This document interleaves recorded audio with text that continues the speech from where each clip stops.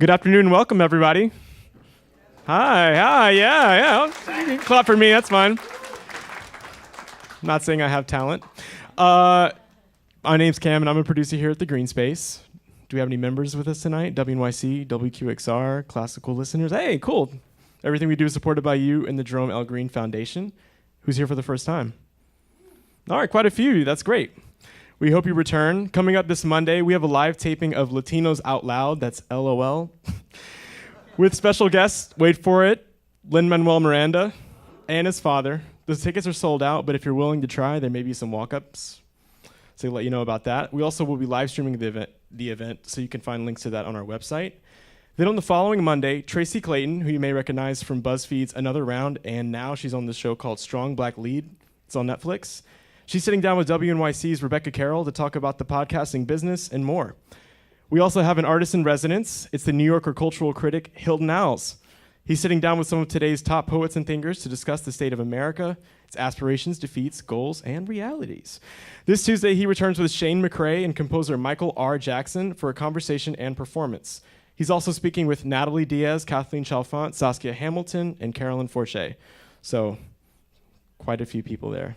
Quite a few incredible people. Tickets are on sale now, so you can find that on our website. And if you subscribe to our newsletter, you can be the first to hear about those things. I'm going to ask that you do silence your phones if you haven't done so already. And while you're silencing your phones, I'm going to talk to you about the Penn World Voices Festival. Penn World Voices Festival, now in its 15th year, is America's premier international literary festival, attracting the best-known writers from across the globe. Since their founding, they've presented more than 1,800 writers and artists from 118 countries, speaking 56 languages in venues across New York City in a week-long series of literary events with a human rights focus. The festival was founded by Salman Rushdie, Esther Allen, and Michael Roberts in the aftermath of September 11, with the aim of broadening channels of dialogue between the United States and the world, a mission that today has never been more relevant. And now, please join me in welcoming the director of the Worker Writer School, Mark Nowak.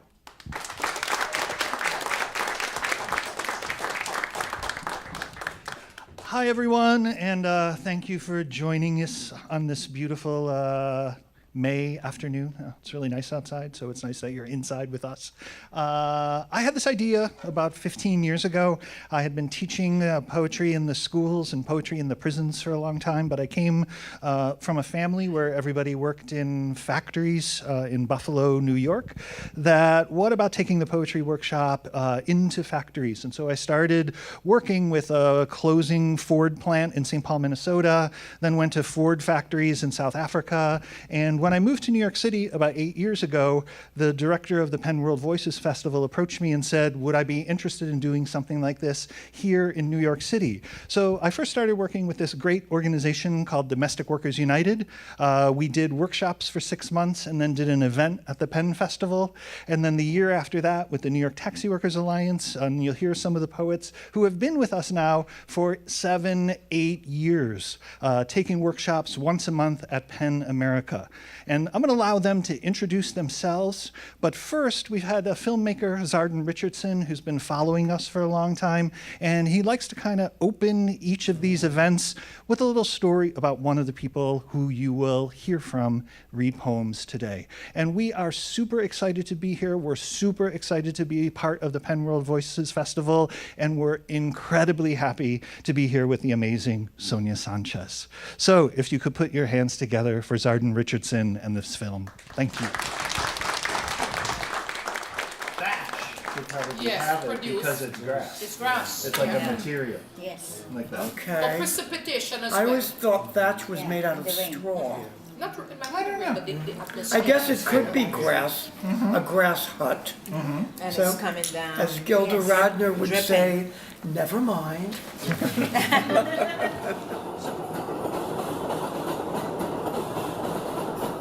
As I was finishing my degree in the late 80s and I was going to graduate school here at City College, it was a campus that was full of social activism.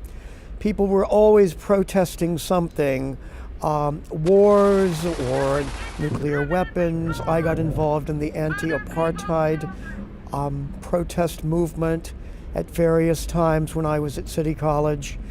And also, of course, the AIDS crisis We were always calling our senators and begging to get funding for the AIDS crisis, particularly in the mid-'80s when it was really ravaging the gay community. I had been bumming around as an actor since the late 1970s, and I was driving a taxi to support myself.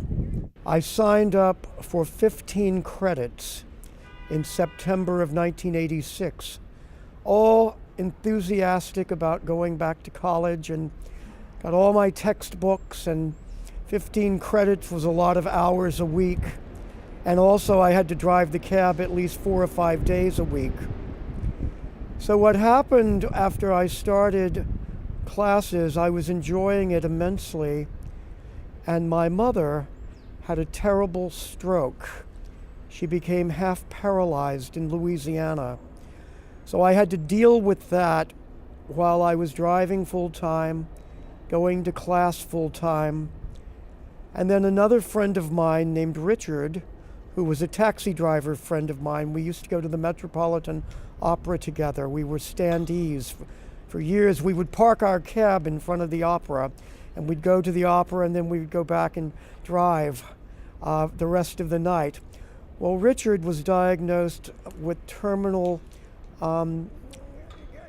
disease that was related to AIDS, and he was hospitalized in late October of '86 as I was going to college, and I had to help care for him while I was trying to deal with my mother long distance, taking 15 credits and driving the taxi.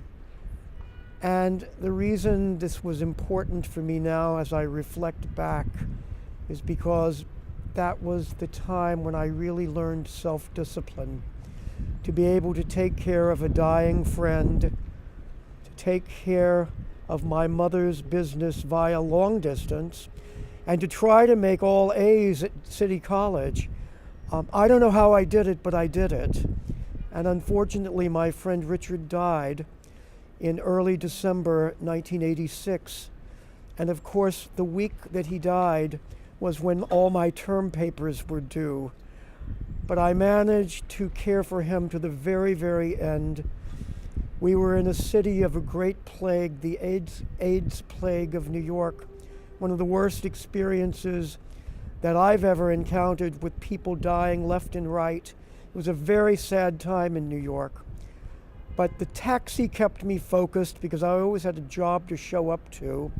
And then I loved going back to the school and learning about subjects that I really didn't know that much about. They say October will deliver a surprise. And I recall this in line at Trader Joe's as a pumpkin grins at me.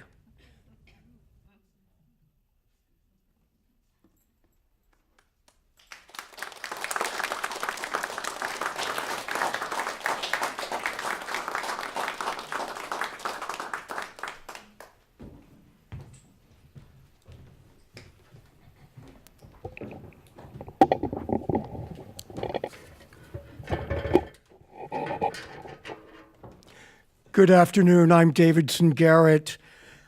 I've been with the Worker Writers School since 2013. This past year, we focused on the Japanese tanka form. I'm going to read a poem for you that is thematically linked by tankas. Asylum seekers need not apply. Migrants flee gang war in Central America, but seized at borders, forcing families to split by a harsh United States.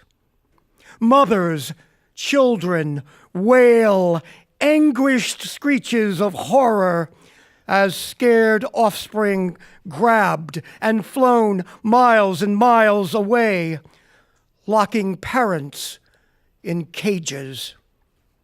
Where are babies sent? Questions asked by journalists to a government with no answers forthcoming, only silent arrogance. Rage and blunt anger infuse a divided land, while the USA mimics Hitler's Germany, denying its wretched sins.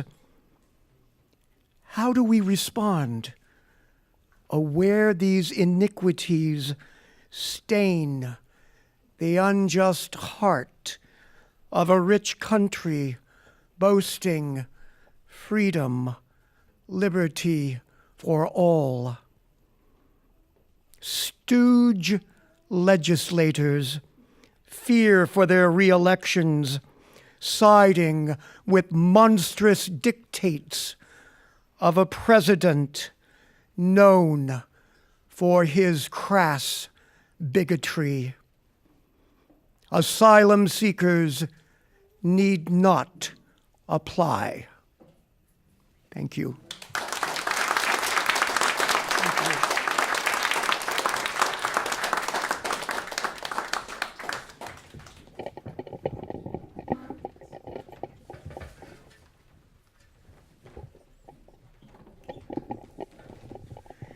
Hello, my name is Alfreda Small. I'm going to be reading 3 tankas. The United States, paranoia runs the place. I must have my gun.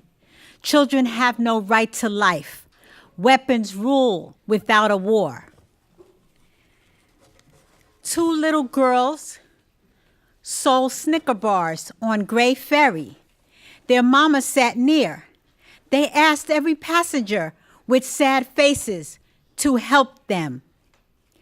My collard green said, "Hello, good morning, I'm here. I don't care, say hi. I won't stay any longer. Time to rise up out the dirt."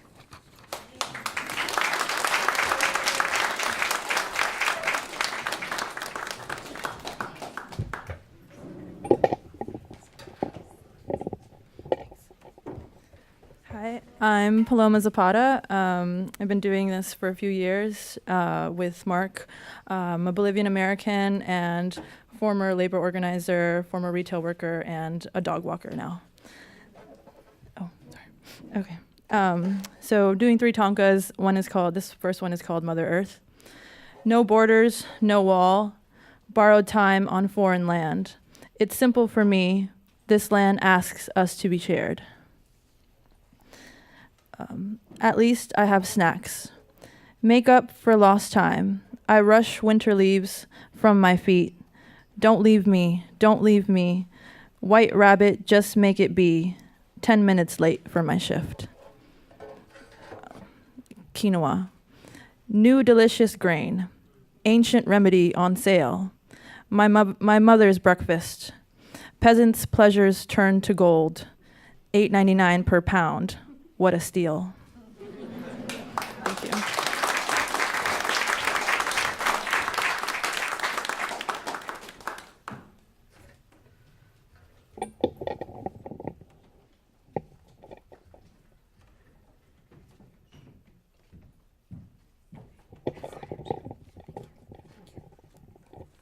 Good afternoon. My name is Lisette Palencia.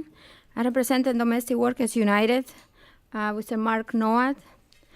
Thank you to Mr. Mark for giving the opportunity, because in North America of the United States, I grew up in Central America, and I always been shocked how in the United States and North America, they don't know that the American continent is Central America, South America, and Caribbean, and we are here in the United States. And when you say you grew up in Central America, they treat you like a shit, and I say, what are you talking about?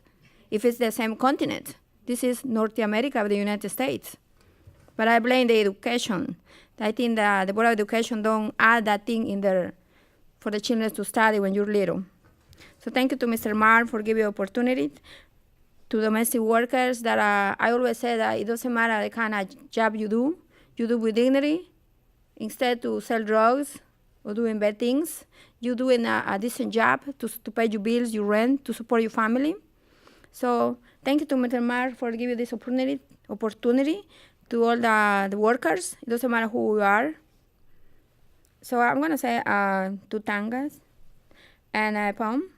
Prepare to fight another day. God could have to make this chosen day free of shaking minds. The only truth is face to face. The poem whose words became your mouth, and dying in black and white, we fight for what we love. Domestic workers, they don't know what's the difference to wash and dry.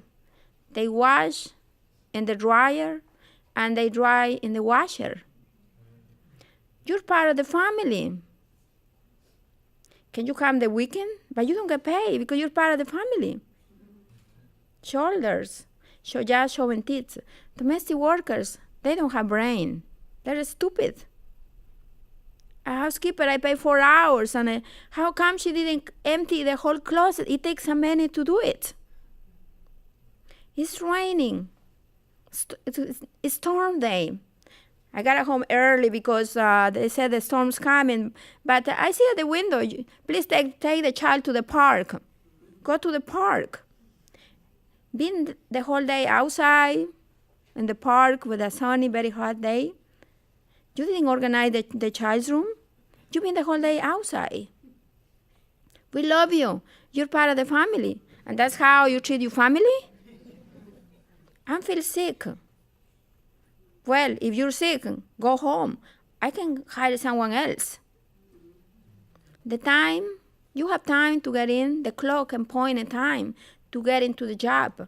But it shouldn't point a time to leave. Are you leaving? After half an hour past your time? Go ahead. If you want to leave it. Can I leave? No. If you want it. If you have to. Domestic workers don't have dignity, respect. Is this how you treat your family? You taking care, didn't domestic workers, nannies, taking care of your loved ones? That's how you love your own children? My nanny is stupid. She's a dumb.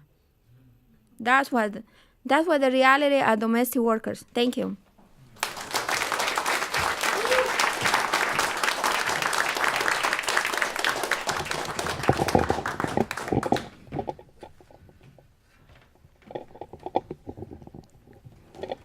Good evening. I'm Lorraine Garnett. I'm a nanny. I work in Parksville, Brooklyn. And I see my boss is here, so no F-bombs for me. I just want to say thank you, Dr. Sonia Sanchez. Thank you. And when you get up from that seat, I'm going to be sitting right there. Thank you so much for all that you have done for our community and beyond. Thank you so, so much. And thank you to the Workers' Writers Group. Thank you, Mark, for your inspiration, your knowledge, and patience. Thank you. We have an amazing group of poets.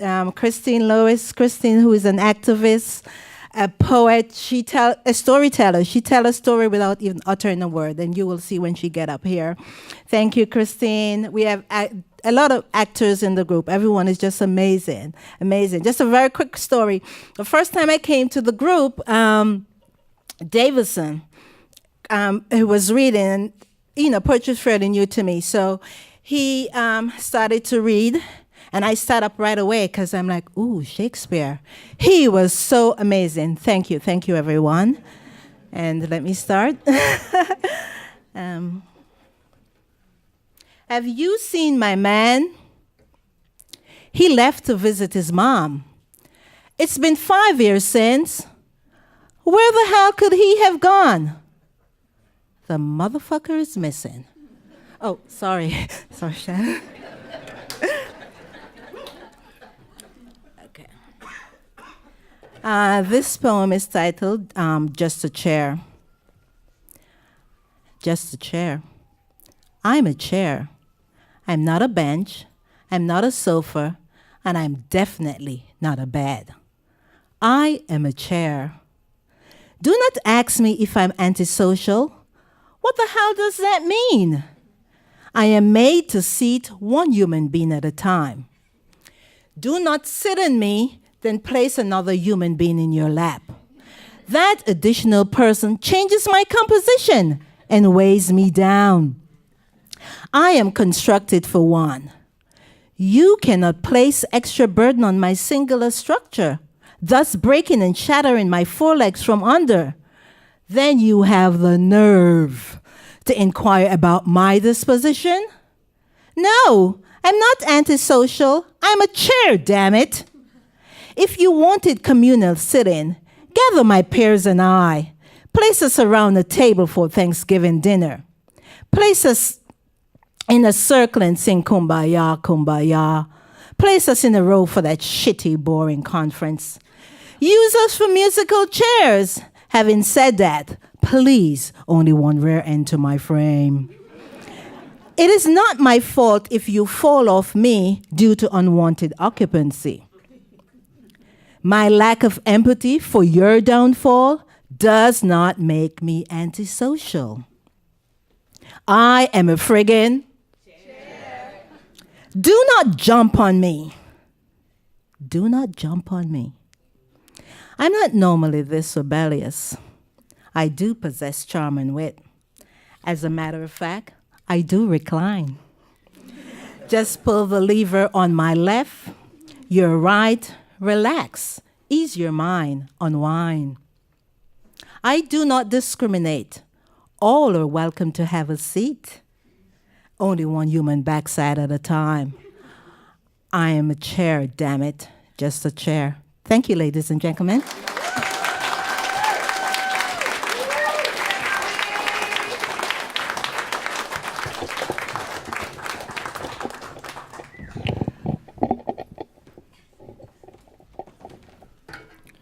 Good afternoon, everyone.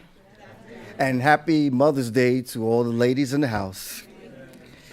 Well, this is my second year with Penn Festival, thanks to Mark and Christine Lewis. I'm also an actor and a singer with the Public Theater. I'm here to do 3 tankas this afternoon. My first tanka is, division has become more widespread. Saying or doing harm to others is rising. Where has normal civility gone? We are better than this, for a change has to come soon. My second tanka is, artists from the past history. Some are alive, others have passed on. Their music brings joyful pride. I miss the past sounds of yesterday, because most of today's music seems meaningless. My third tanka, there are many homeless people. This is supposed to be the richest country. Doesn't make sense to me. It's between the haves and the have-nots. Equality for all is equality for some. Thank you.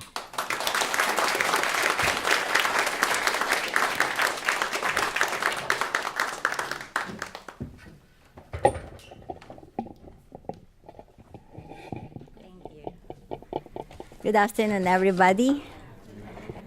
Happy Mother's Day to all the mothers here, and thank you for coming this afternoon. First of all, my name is Nympha Despabilateras. Quite a long surname, it's 14 letters.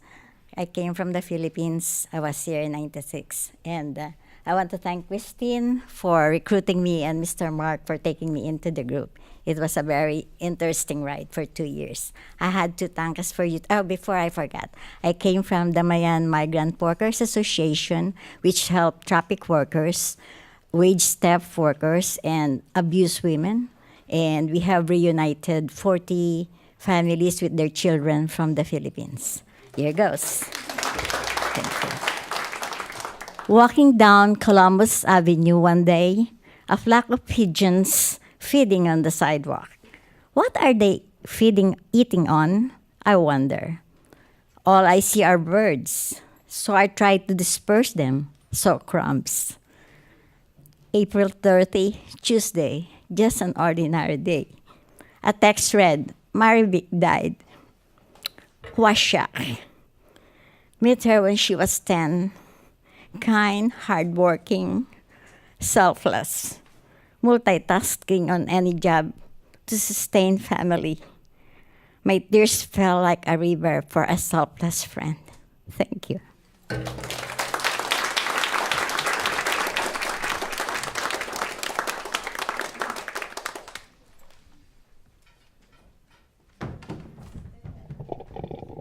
Thank you. Thanks. Hi, everybody. Thanks for coming. I'm Seth Goldman. I've been a New York City taxi driver since 1984, and I've been a very crabby cabbie since about 1985. I'm going to go through about, I think, 7 tankas. Southern Queens, goddamn. Black man buys the corner home. 1969. The next day it is destroyed. This 9-year-old watched it burn. Bus lanes and bike lanes with double-parked bow-door trucks. But ain't I a man? Can a cabbie drive free there? Cost me $50 if I dare. Yao's from Senegal. Drives a cab 6 days a week. The 7th he sleeps. An 80-hour work week, the American dream he seeks. Hung like a raisin, with tiny hands God gave him. The base they adore. Take our health care, it is war. In 2020, no more. You putz.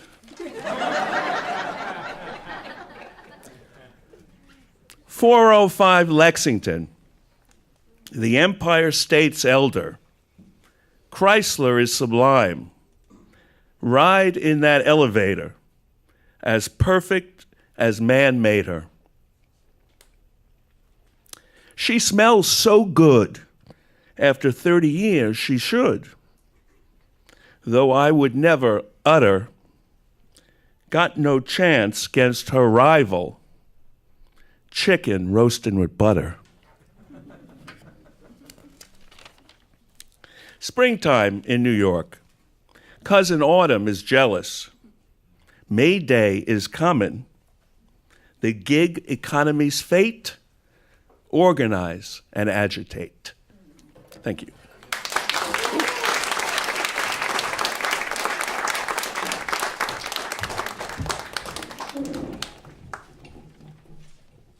Everyone. Hello. Listen. This kind of coy hi. Hello. Oh, that sounds more like it. Thank you. So my name is Christine Lewis, and I am the Secretary, Cultural Outreach Coordinator of Domestic Workers United. We fought for and won a Bill of Rights in 2010, which gives some protection to women who work in the homes as nannies, housekeepers, and caregivers, dog walkers as well. We also understand the historical context and why it's necessary that women who work in the homes are protected and should be given a decent living wage. And it's really critical and important. How so? She takes care of your prized possession, your homes, and makes sure everything is pristine. She deserves a decent living wage, something consistent with the cost of living as well. There is nothing on the books that says that domestic workers are protected. We have to fight for this bill and win it. And it took everything in us to go for this Bill of Rights and win it, thereby forming the National Domestic Workers Alliance. And that's big, big. So you all could clap for that. Thank you. We have been doing, Mark Nowak and Pan American World Voices have been doing this poetry workshop with workers across the board for a couple of years. Mark, how old are we now? We're 8 years old right now. And he came, I know that Mark has done extensive work across the board and across the world with other workers who are fighting for the same basic living rights and wages, human rights actually, across the board. And he came to DWU and thus establishing a relationship with DW for the past 8 years. That is so huge. That is just enormous. It's big, big. I like to say it's big, big. And thank you, Mark. You know, we must be grateful. Thank you. And thing is, everybody I cross in walking across the street, wherever I'm at, I implore them to join the Worker Writers School. I really do. Because writing is a catharsis for healing. It provokes, it shifts, it changes. It creates our demise, and yet it fixes our demise. I find it to be, because I've lost myself in writing. That said, I could talk from here to, you know when. So because I'm a 5-star nanny, okay? I'm a 5-star nanny. If you all haven't heard it, here she is. Thank you. What's so funny? Okay. Okay. And so I go out to work with a little boy in Great Neck, and I stand on the perimeters of Great Neck and I look in. And I look in at Great Neck in an intriguing way, because when I get to this train station, there is a group of Latin American women who are congregating around this Long Island Railroad hub stop. And I'm fascinated because there's all types of pockets of nannies and enclaves in New York. You know, you have the Progressive Park, so the Upper West Side, the Upper East Side, and then you have Great Neck, which is old money. And old good money. And they don't pay. They really don't pay. You go in there for next to nothing and you give your all. That's why I say I'm scouting for a job right now. I'm a 5-star nanny. Take that. Anyway, Bastow Road, depressive. Women with rhythm in their verb talk laundry. Pinched wages, long hours, live in, live out. Twin, Mrs. Home, the new plantation. She dust legacy, privileged oil paintings, things, Peruvian belle. Almost 8 years here. This house, no room for her except work. And this one, sorry, Mark, I struggle with this one on the train right now, but I'm going to read it anyhow. Colombian woman, juggle bras, scarves, credit, bad credit, white baby, American dream, size. Here, nothing like coffee triangle. Brittle leaves fall. Exactly 7:01 a.m. Thank you.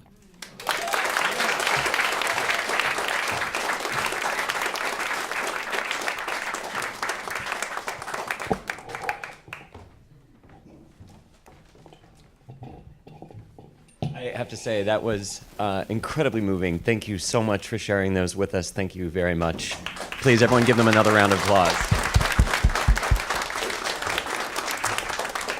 I'm Charlie Herman. I'm the business and culture editor here at WNYC, and it has been a great privilege to hear your works and to also have the opportunity to talk with Sonia Sanchez, who many of you may know, but I want to give just a little bit of background about her. The bio is extensive, and it is quite impressive, and I feel so honored to be able to introduce her and to be able to ask her some questions afterwards, as well as Christine, who will be joining us as well. So, for many of you, you may know that Sonia is a poet, obviously. She's also a mother, a professor, and much, much more. She is a lecturer on Black culture and literature, women's liberation, and peace and racial justice.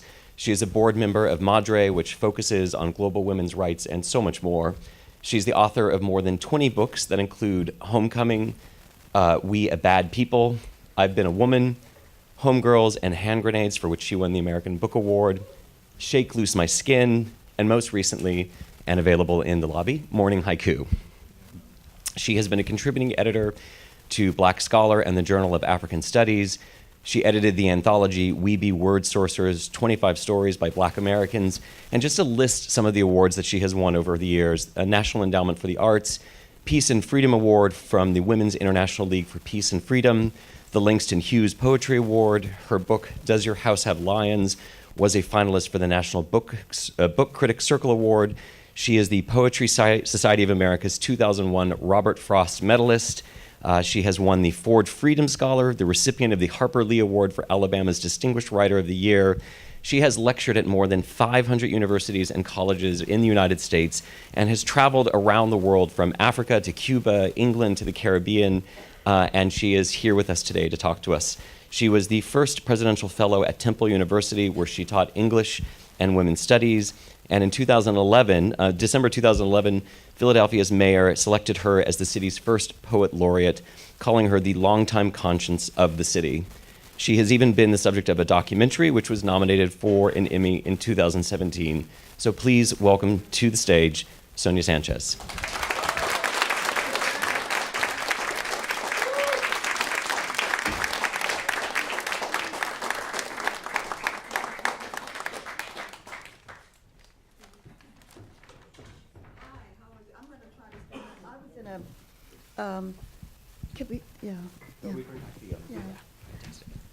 I was in an accident last night, so my whole body is bruised, right?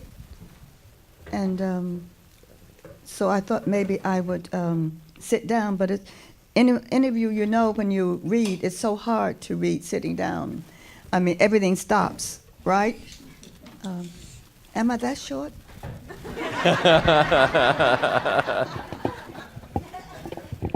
Thank you. Can you hear me now? Can you hear me?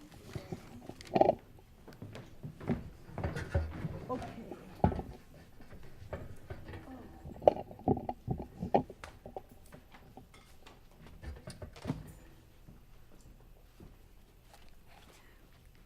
Marani, could you hand me morning haiku for my briefcase, if you don't mind? Since everyone was reading haiku, and I'm in the midst of getting dental work done, so I'm not going to do a big smile, okay? I was telling a dear friend of mine who's a writer, I was going to take a picture and send her the big space there. And then my children, who are,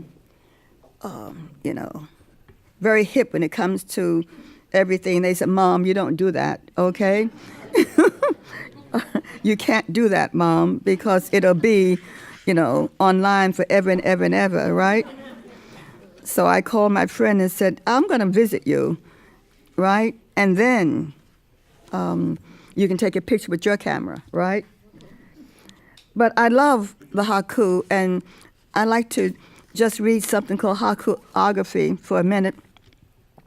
I was saying to someone sitting next to me that I have friends who always say to me, when are you going to stop writing the haiku, Sonia? And I always look and smile and say, probably never. Because they said, well, I just miss those other poems you wrote, those long poems, right? I said, the great thing about the haiku is that it is so peaceful, even though it talks about progressive things, right?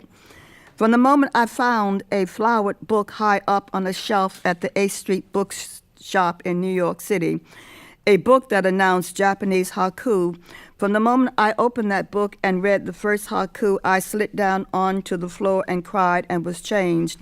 I had found me. It's something to find yourself in a poem, to discover the beauty that I knew resided somewhere in my 21-year-old bloodstream. From the moment I asked the clerk in the bookstore if I was pronouncing this haiku word correctly, I knew that I had discovered me, had found an awakening, an awareness that I was connected not only to nature, but to the nature of myself and others. From the moment I saw the blood veins behind beautiful eyes, the fluids in teeth, and the enamel in tongues, I knew that haiku were no short-term memory, but a long memory. Patricia Donegan shares the idea of haiku mind, a simple yet profound way of seeing our everyday world and living our lives with the awareness of the moment expressed in haiku, and to therefore, hopefully, inspire others to live with more clarity, compassion, and peace. I knew when I heard young poets say in verse and conversation, I'm going to put you on pause. Isn't that amazing? that pause. I mean, you got to, I mean, if you write, you got to be, someone said, well, I only write classical poetry. I said, is that so? I'm going to put you on pause. I mean, that is amazing language, isn't it? I'm going to put you on pause. I heard their haiku nature, their haiku-ography. They were saying, I got to make you slow down and check out what's happening in your life and in the world. So this haiku slows us down, makes us stay alive and breathe with that one breath that it takes to recite a haiku. This haiku, this tough form disguised in beauty and insight, is like the blues, for they both offer no solutions, only a pronouncement, a formal declaration, an acceptance of pain, humor, beauty and non-beauty, death and rebirth, surprise and life, always life. Both always help us to maintain memory and dignity. What I found in the A Street bookshop was extraordinary and ordinary: silence, crystals, cornbread and greens, laughter, brocades, the sea, Beethoven, coal train, spring and winter, blue rivers, dreadlocks, blues, a waterfall, empty mountains, bamboo, bodegas, ancient generals, lamps, fireflies, Sarah Vaughan, her voice exploding in the universe, returning to earth in prayer, plum blossoms, silk and steel, Conte Hondo, wine, hills, flesh, perfume, a breath inhaled and held, silence. And I found that my mouth and the river are one and the same. I set sail in tall grass, no air stirs. But I just, when I sent it to my publishers, she said, we do your poetry, we don't want it, whatever. And I said, please, you have to put this in the beginning of the book. And they did. They're lovely. Beacon Press, buy their books, great press. I was... If you know some history or herstory about me, many of us went with alternative presses in America on purpose to keep that alternative voice alive. And when Beacon Press, one of the editors came to my house, I said to them, yes, I will publish with you, because that was the one press that kept Paul Robeson's book in print when everybody else was against this great man, Paul Robeson. So I said yes.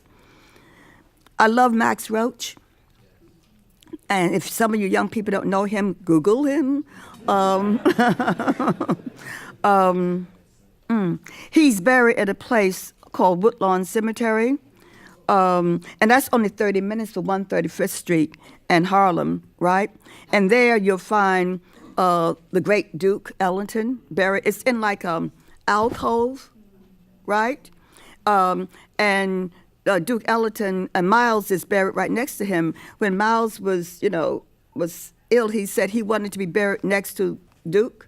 And everyone went, oh, yeah, but Miles was cool to the end. He's right next to Duke, Illinois Jacket. And, of course, Max, kind of on the hill, there, in terms of the drum. But up on the further hill is Celia Cruz. And any of you who was my generation who went to the Palladium, right? There was a Palladium before they tore it down, right?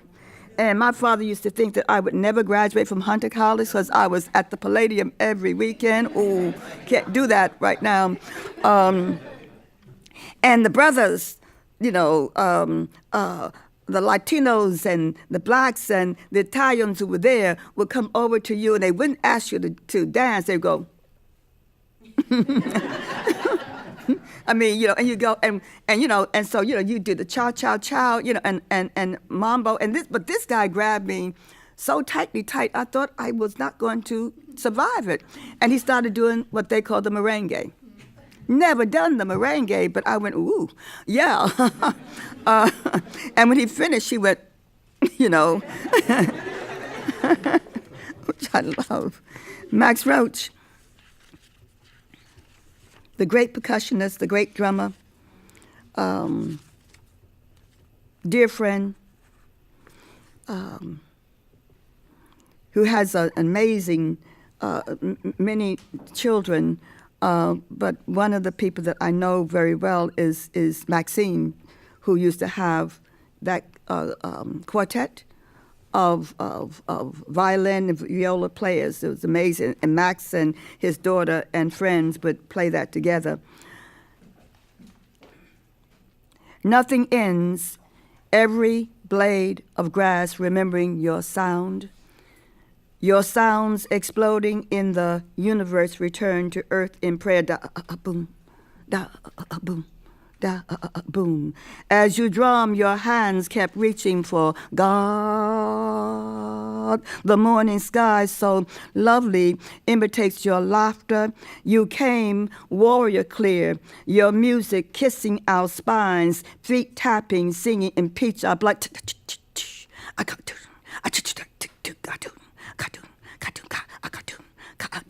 you came drumming sweet life on sails of flesh. Da da boom ba, da boom boom, da boom boom. Your fast beat riding the air settles in our bones.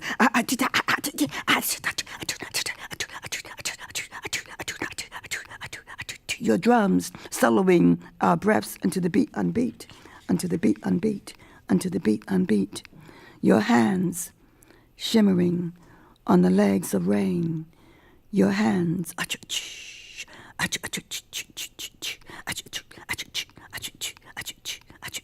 shimmering on the legs of rain. Go up and visit Woodlawn Cemetery. Sister Maxine and I haven't been there for a while, but it's nice to go pour libations there, on there. And I said, Celia Cruz has a crypt with she and her husband there, and Maxine and I went up to see it together. And I said, if things really get tough, it's so big, you can move in, you know. You could get in there, you know, with a little cooker, you know what I mean? You know, one little black and white television, whatever, and bring your little roller. It's that big, whatever. So go see all these great musicians. If you make those long trips to Europe to see the greats, then the greats here are at a place called Woodlawn Cemetery. You should go and say, you know. Anyway, I wanted to share that piece with you and also to talk about how we do things. I was in a place called, where was I? I was in a place with Elizabeth Catlett in Cuernavaca, Mexico. I would go down every summer, the great painter. Anyone know Elizabeth Catlett? If you're a worker, you should know Elizabeth Catlett. You know, if you are indeed a progressive, you should know. If you go into the museums, her work is in all the museums, whatever. Amazing progressive woman, sculptor, painter. And I would go down in the summer in Cuernavaca, a place where many progressive artists went to at you know, when this country went crazy once again with MacArthur, you know, and many of the artists left. Duende. My hands abandon me to bloodletting.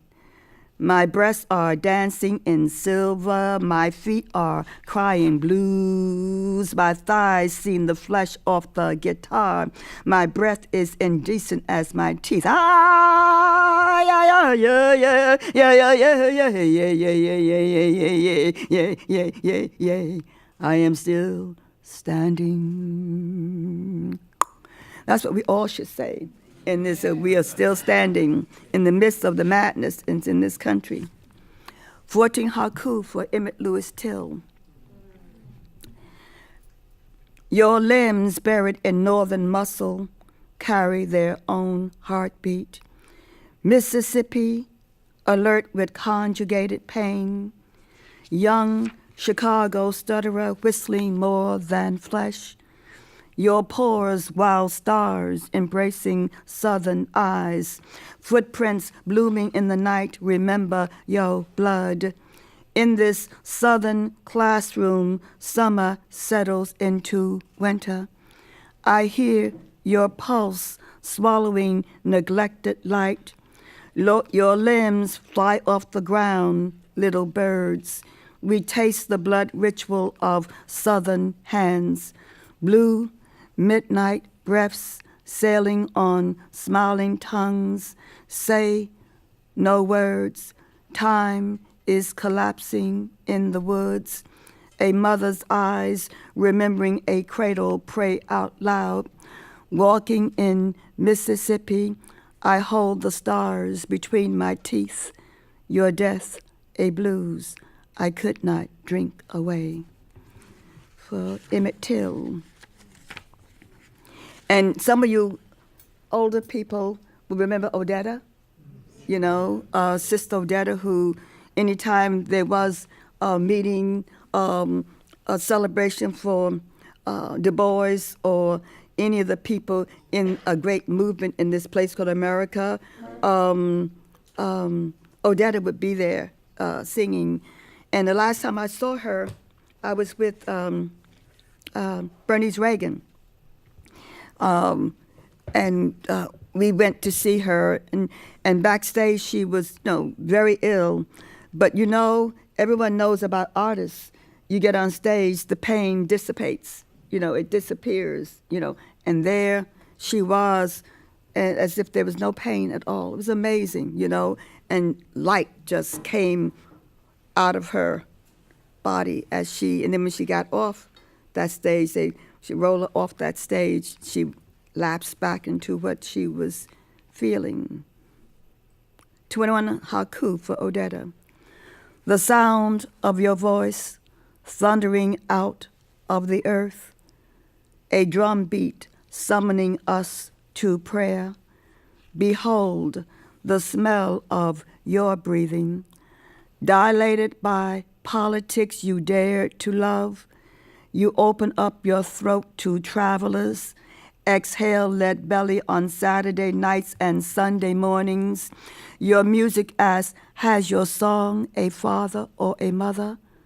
On stage, you were a soldier of hands, accenting beat after beat into beauty. You ask, is there no song that will bring rain to this desert? You unveil your voice at early demonstrations, saluted our blood until we were no longer strangers, waltz our eyes until we danced from chandeliers. Your songs journeyed in a country padlocked with greed, a country still playing on adolescent knees. Suddenly, the morning takes you back, another time, another continent, where stones contacted stars, told us hello and goodbye. Finally, we remember how you gave life to memory. Remember your eyes, morning stars perfumed with rain, your mouth, a sweet wind painted with hieroglyphics. Finally, to pass your song into our ancestral rivers. Get some of her CDs, and you will be transfixed if you really understand that. And what I do with the haiku sometimes, is that I make it longer. I do the sequences, the haiku sequences, and I also try to make it look like the person that I'm writing about. So I did 15 haiku for Toni Morrison, and it meant that it had to be a little bit heavier, on each line. We know so little about migrations of souls crossing oceans, seas of longing. We have not always been prepared for landings that held us suspended above our bones. In the beginning, there was we and they and others too mournful to be named, or brought before elders, even held in contempt. They were so young in their slaughterings. In the beginning, when memory was sound, there was bone smell, blood tear, whisper screams, and we arrived carrying flesh and disguise, expecting nothing, always searching for gusts of life and sermons. In the absence of authentic gods, new memory. In our escape from plunder, in our nesting on agitated land, new memory. In our fatigue at living, we saw mountains, cracking skulls, purple stars, colorless nights, trees praising our innocence, new territories, dressing our limbs in starched bones. In our traveling to we selves, in the building, in the journeying, to discover our own depths. In the beginning, there was a conspiracy of blue eyes to iron eyes, new memory falling into death, Or will we ever know what is no more with us? Or will we selves ever convalesce as we ascend into wave after wave of blood milk? For Sister Toni Morrison. And I just want to thank all of the writers who came before me. You know, I am just always so happy to see people who do this thing called writing, most especially this thing called poetry, you know. Please continue. When 9/11 happened, in the morning, I was downstairs. I was going out for a walk and never made it. I was sitting at the idiot box, drinking juice and a cup of tea, and all hell broke loose here in New York City. And the people who called me were editors who said, not what play should we read, not what novel should we read, not what book of essays should we read, but what poetry should we read, you know? And if those of you who are involved with this life work of poetry know that it keeps us moral and human, this thing called poetry. You know, never forget that, you know, when people laugh and say, you know, why don't you write a novel, Sonia? I said, I've always been writing. I've been writing a novel for 20 years. But Brother Mark, thank you. And our dear sister, thank you so much for doing this work and for bringing this thing called poetry out of the realm of not just academe, if you know what I mean, but in the realm with people, you know, who drive, who work, you know, who take care, whatever, you know, they move in poetry. I have listened, I know, I see as we all move in poetry on this place, on this earth, in this place called New York City, in this place called America. I always say in this place called America. It's not America yet because we don't treat people correctly.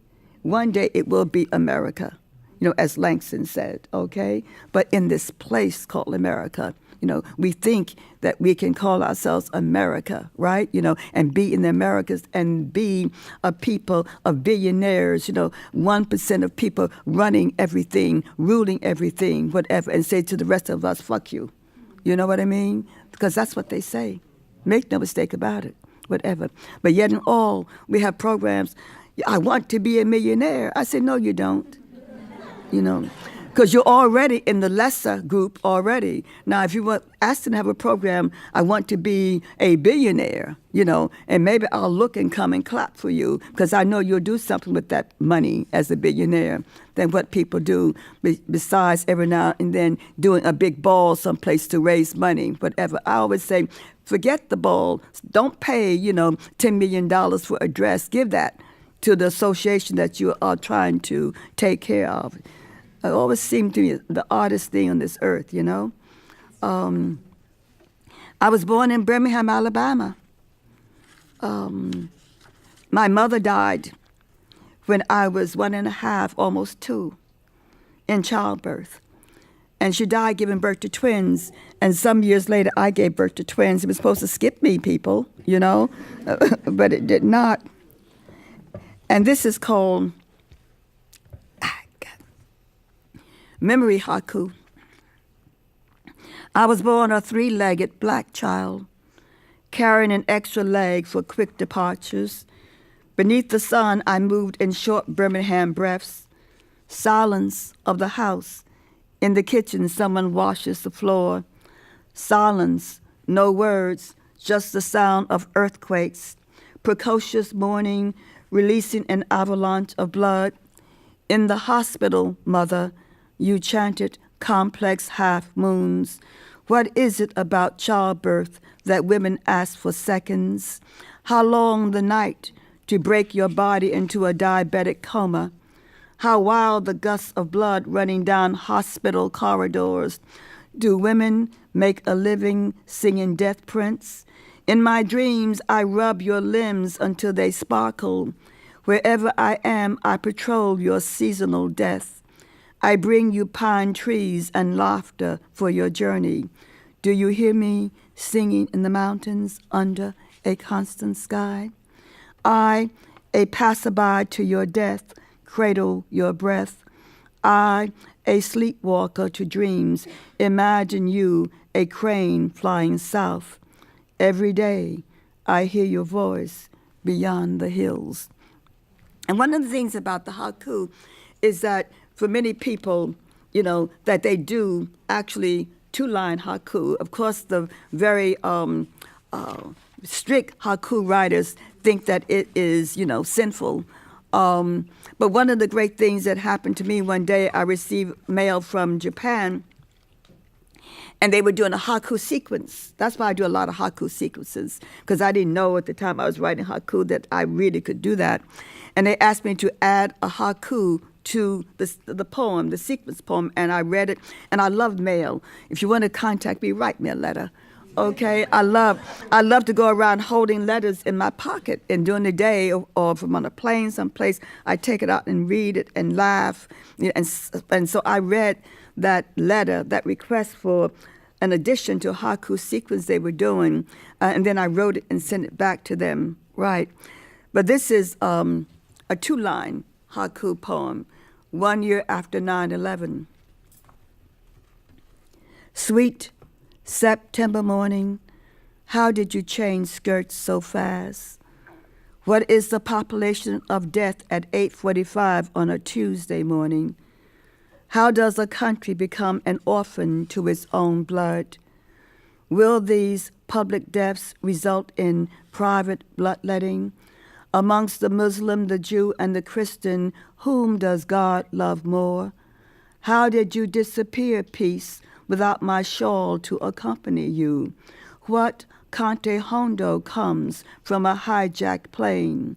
Did you hear the galvanized steel thundering like hunted buffalo? Glass towers collapsing in prayer? Are you a permanent guest of God? Why do some days wear the clothing of a beggar? Where did these pornographic flames come from, blaspheming sealed births? Did they search for pieces of life by fingerprinting the ash?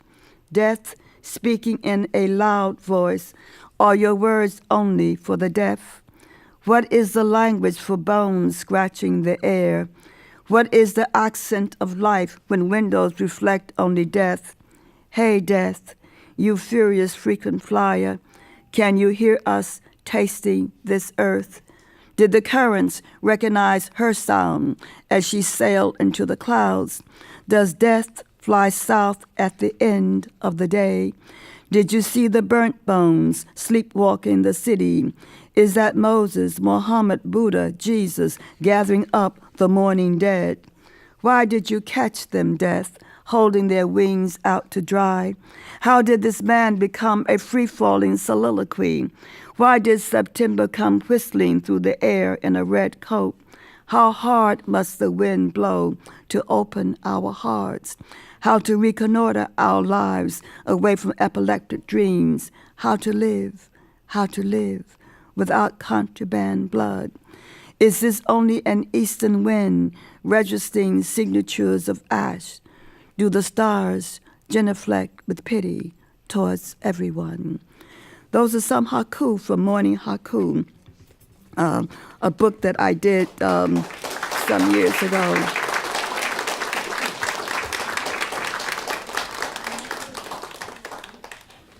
And I did recently some haiku for Harriet Tubman, and they're putting in a museum in not Chicago, in D.C. I don't know, they're putting it up in this museum of, I don't know what they're doing with it, well, but other than I know they said they're putting it up, and it'll be up, and it'll be like, flying or whatever they do in museums, right? But if you go to the Harriet Tubman Underground Railroad State Park and Visitor Center, you'll see something there that says we're free because of Harriet Tubman. And my poem begins, we are free because of Harriet Tubman, December 1850, Keziah Jolly Bowley, James Alfred Bowley, 6 years, Araminta baby, John Bowley free. Early 1851, Moses Ross brother, unidentified man, late 1851, unidentified man called brother, unidentified wife of brother, unidentified, unidentified, unidentified, unidentified, unidentified, unidentified, unidentified, unidentified, unidentified, fall 1852, unidentified, unidentified, unidentified, unidentified, unidentified, unidentified, unidentified, unidentified, unidentified. June 1854, Winnebar, William Johnson. Christmas 1854, Robert Ross, alias John Stewart brother, Henry Ross, alias William Henry Stewart brother, Benjamin Ross Jr., alias James Stewart brother, Jane Kane, alias Catherine Stewart, fiancée of Ben Ross Jr., Peter Jackson, alias Thorne Stench Tillman, John Chase, alias Daniel Lord, unidentified, possible George Ross, unidentified, possibly William Thompson, unidentified, unidentified. Early 1855, Harriet Ann Parker Ross, alias Harriet Ann Stewart, free wife of William Henry Ross Stewart Jr., William Henry Ross, free son of William Ross Stewart Sr., John Isaac Ross, alias John James Isaac Stewart, free son of William Henry Ross Sr., Sr. December 1855, Henry Hooper, probably guided. May 1856, Ben Jackson, James Coleman, Henry Hobson, William Conaway, a.k.a. Cook. October 1856, Tilly. November 1856, Hosea Bailey, William Bailey, Peter Pendleton, Eliza Manokee. May 1857, Harriet Ritt Green Ross, alias Harriet Ritt Stewart, mother. Benjamin Ross, alias Benjamin Stewart, father. November, December 1860, Stephen Annals, Maria Annals, Harriet Annals, Amanda Annals, Baby Annals, John Cornish, alias John Wesley Reed, likely. Unidentified woman. Unknown dates. Margaret Stewart, Anne-Marie Stewart, unidentified twin girl, Amelia Hollis, alias Amelia Millie Hollis Stewart, Henry Carroll, unidentified, unidentified, unidentified, unidentified, unidentified, unidentified, unidentified, unidentified, unidentified, unidentified, unidentified, unidentified, unidentified. Haku and Tanka for Harriet Tubman. Picture a woman riding thunder on the legs of slavery. Picture a woman walking southern landscapes burning with moons. Picture her kissing our spines, saying no to the eyes of slavery. Picture her rotating the earth into a shape of lives becoming. Picture her leaning into the eyes of our birth clouds. Picture a woman moving in winter black, bringing summer moons.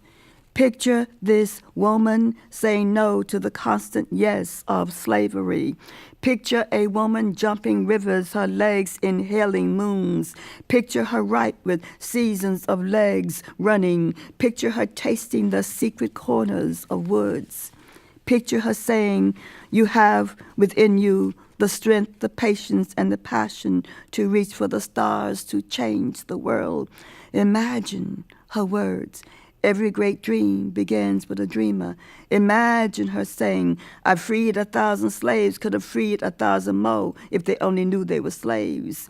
Imagine her humming, how many days we got before we taste freedom. Imagine a woman asking, how many workers for this freedom quilt? Picture her saying, a live runaway could do great harm by going back, but a dead runaway could tell no secrets. Picture the daylight bringing her to woods full of birth moons. Picture John Brown shaking her hands 3 times saying, General Tubman, General Tubman, General Tubman. Picture her words. There's 2 things I got a right to, death or liberty. Picture her saying no to a play called Uncle Tom's Cabin. I am the real thing. Picture a black woman, could not read or write, trailing freedom refrains. Picture her face, turning southward, walking down a southern road. Picture this woman, freedom-bound, tasting a people's preserved breath. Picture her singing red moons, surprising life. Picture this woman, a royalty, wearing a crown of morning air. Picture her moon-bent legs, dancing inside freedom's guitar. Picture her walking, running, reviving a country's breath. Picture black voices leaving behind lost tongues. Picture her painting rainbows on a summer bent people. Picture a woman, I say picture a woman walking on freedom legs, a sea spray of life. That's something for Harriet Tubman.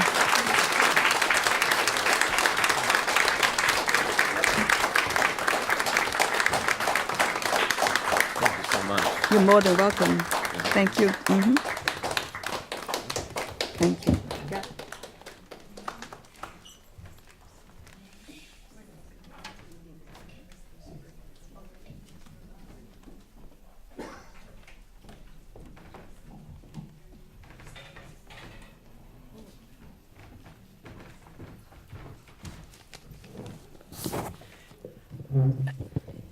I have to say, one of the first things that comes to mind listening to you read that last work and all of the works is, talk to me just a little bit about when you're working on your poetry, how important it is to read it out loud. You're writing it, but like, what is the role of hearing it and reading it and the difference between the two? Well, I studied with a woman by the name of Louise Bogan. You can Google her also. A lot of Googling after this. Well, you should. I mean, that's what young people do, you know. At NYU, you know, I always wrote poetry. I started writing poetry as a little girl. With my grandmother, I was about, they tell me I was about 4 or 5. And I used to bug everyone to read to me. And finally, my grandmother, who was not a great reader, told the nieces to teach me how to read, and they did. So then I would bug people to go read to them. You know, it was no freedom from me, evidently. But I started. My grandmother, Mama, gave me a little notebook, those little spiral notebooks, right? And so I started writing these little ditties, you know. They all rhyme, dun dun dun dun dun dun dun dun dun dun dun dun dun dun, right? And one of the aunts picked it up and read it out loud, and Mama said, "Oh, this girl's gonna be a poet," right? You know, whatever that meant at that time. But it allowed me the freedom, because when my grandmother, when Mama died, I became a stutterer because other people came in to take care of me and my sister. We were sent to lots of other relatives, and I would show up and I would go,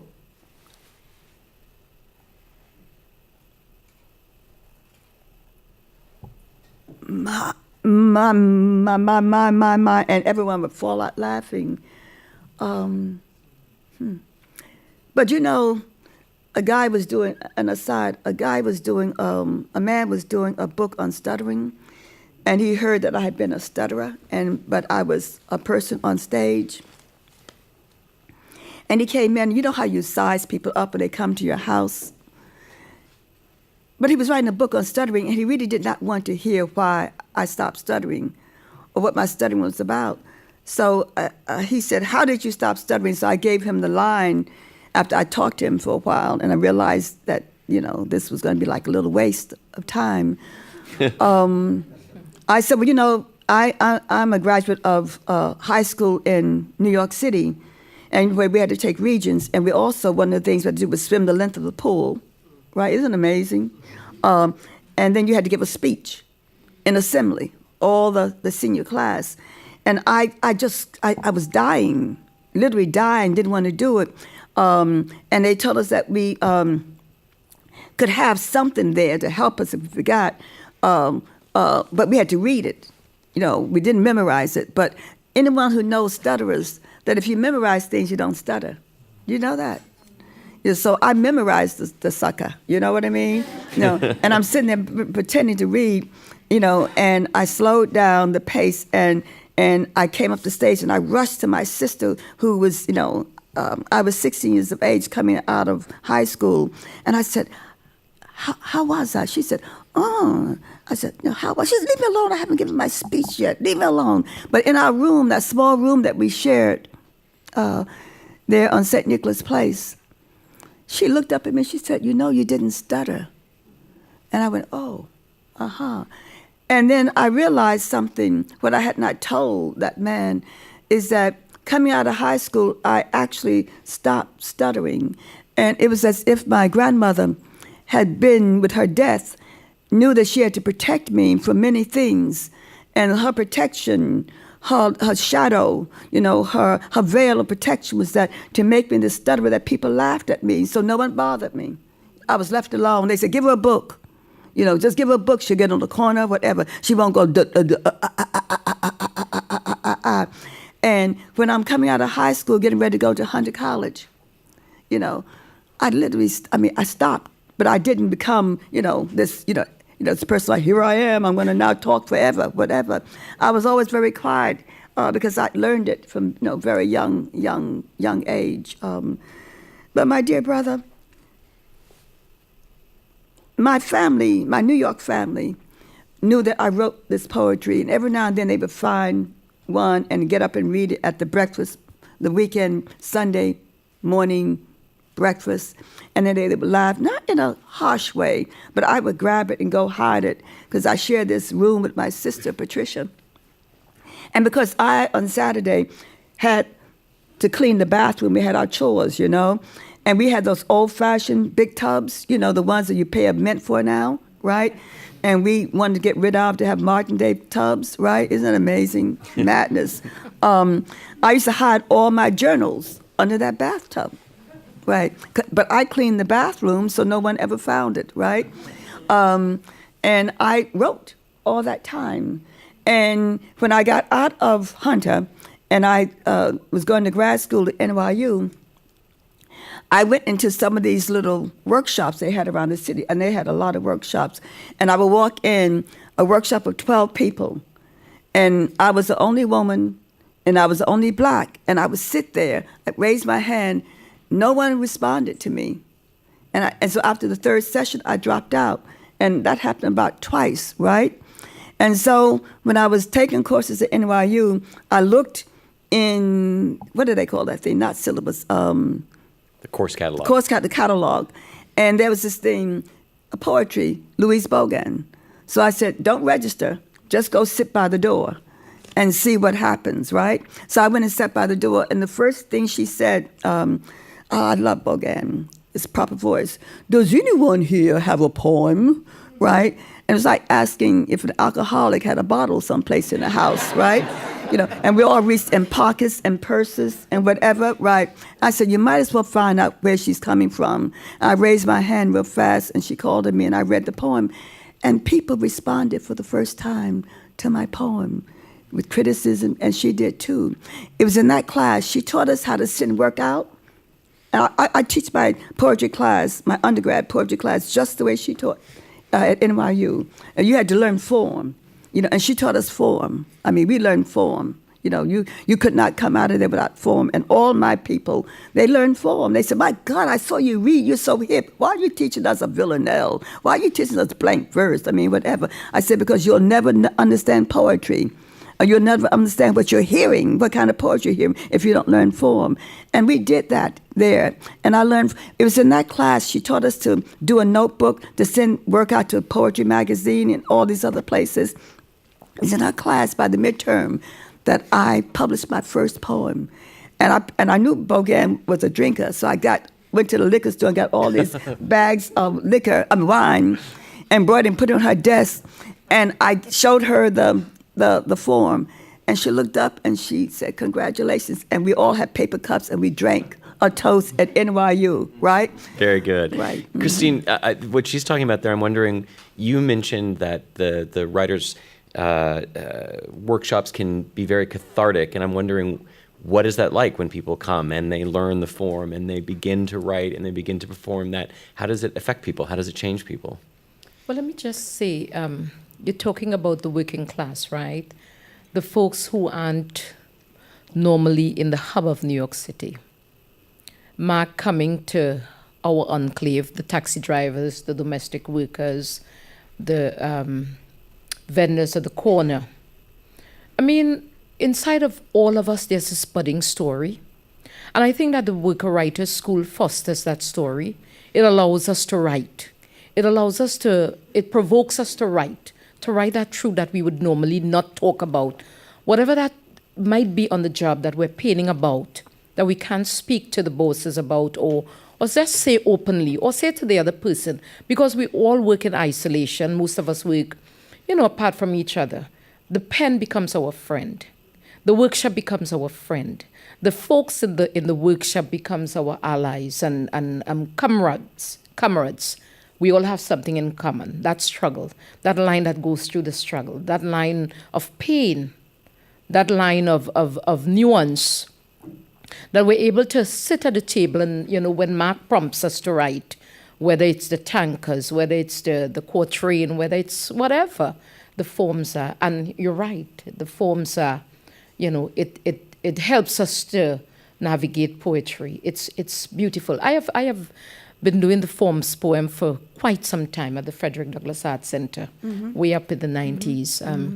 And then Mark coming in and filling those spaces for all of us who weren't able to tell those stories. So yes, it's a catharsis. Our stories medicate, again, as I said before, it provokes, and it helps us. It really, it's that breathing space. I mean, listen, I write poetry, I read poetry, I don't understand poetry. Because it's true too, it's charged language. It's really charged, harsh language. You want to say something so profound in 3 words, and you wonder, wait. I remember going to... But do you find poetry, you understand it more when you hear it? Oh, yeah, yep. I mean, somebody could be writing about a sun, and it has nothing to do with anything else but the sun. And because it's so charged, it's about the sun. But what else you grasp from it? Yes, so as you hear it more and more, it's read more and more, or repeated, there is a semblance of understanding. It comes. Sonia, do you see, you have such a long history and love of language and the sound of language. Hearing you read so many of your poems are just about the way we can create images through our words. I'm wondering, when you look today, do you see people who are carrying on that tradition, who are embracing the love of language, and who are they? Oh, I knew you were going to ask me. My head is not what it should be. You can take a pass if you... No, but I was listening to what I just said and what you're saying also, my brother.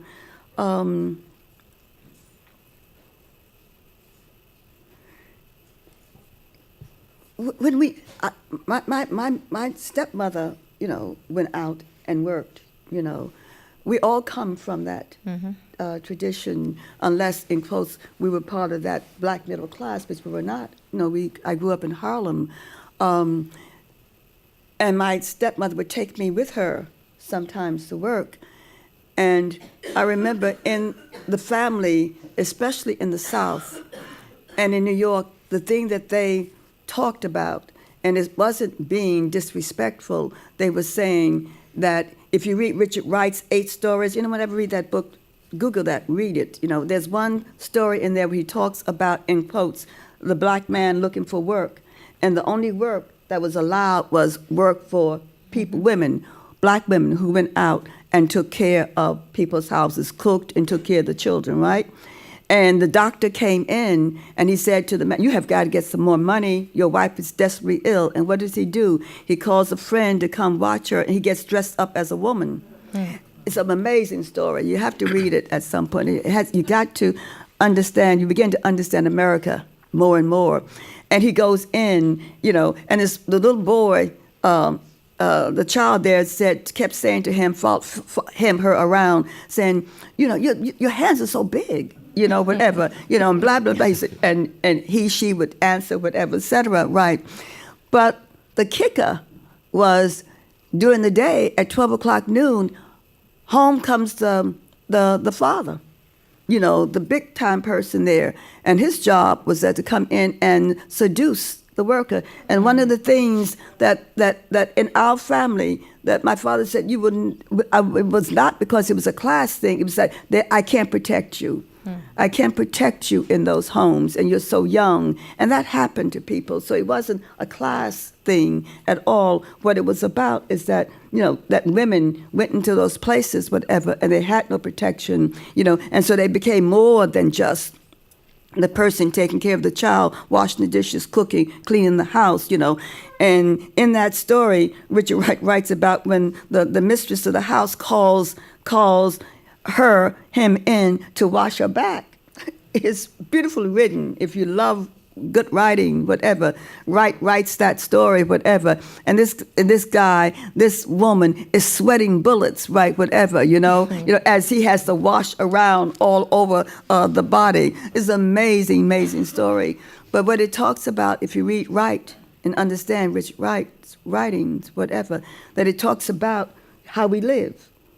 How we have lived, It talks about what it means that when I go into something called academe, I am one of the lowest paid person, not just because I'm a woman, but because I was a black woman. You got to hear that, And you would have people walk into a classroom and they would be shocked when they saw you.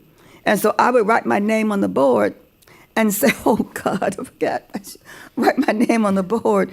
And I turned around, the use of humor. If you want to get out of this class, you can. After 1 week, I'll sign you out.